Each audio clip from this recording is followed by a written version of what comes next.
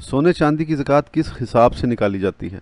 सोना चांदी जबकि बकदर निसाब हो तो उनकी ज़कात 40वां हिस्सा है, यानी उनकी कीमत लगा लें और फिर 2.5% के हिसाब से ज़कात में दे दें, ख्वाह वो वैसे ही हों या उनके सिक्के जैसे रुपए अशरफियाँ।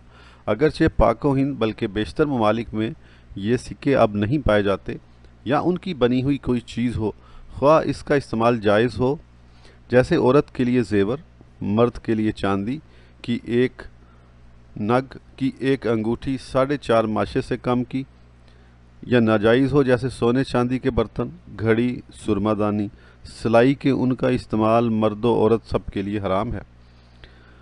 गर्ज जो कुछ हो ज़कात सबकी वाजिब है, दुर मुख्तार वगैरह।